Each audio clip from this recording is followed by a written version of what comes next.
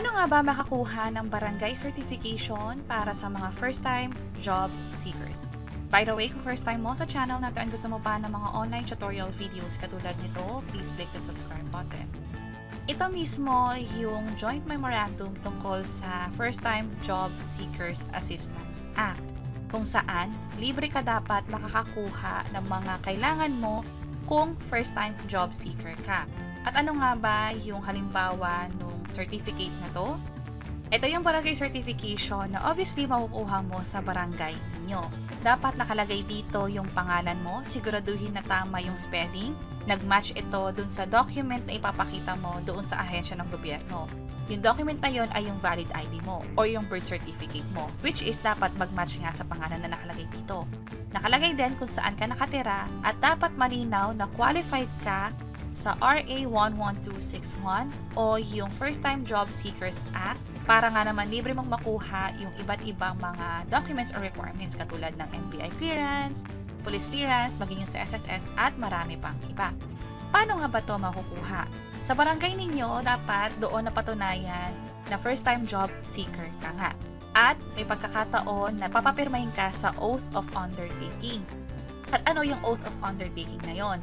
Ito yon kung saan nakalagay dito na first time mo talaga and naghahanap ka talaga ng trabaho. That's why kailangan mo ng barangay certification para dyan. At itong barangay certificate na to ay isang beses mo lang magagamit per agency o yung sa ahensya nga ng gobyerno, halimbawa sa NBI clearance or sa SSS. Sa pangalawang pag-apply mo na, obviously hindi na to pwedeng magamit pa.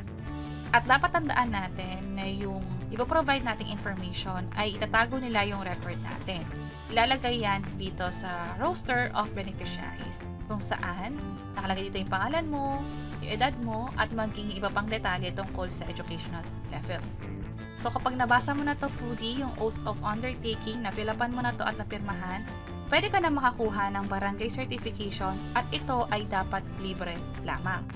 Katulad ng nakalagay dito, ito yung mga government transaction kung saan walang charges na dapat kunin sa inyo as first-time job seeker nga.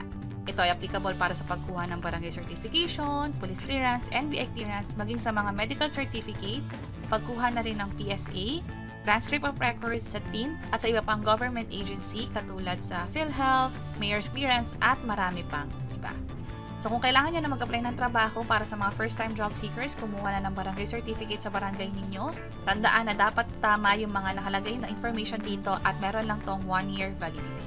Sana nakatulong tong video na to. Kung oo, pakiclick ang like button at para sa iba't ibang mga tutorial videos, pwede nyo nang i-check ito nasa baba. Sana makatulong.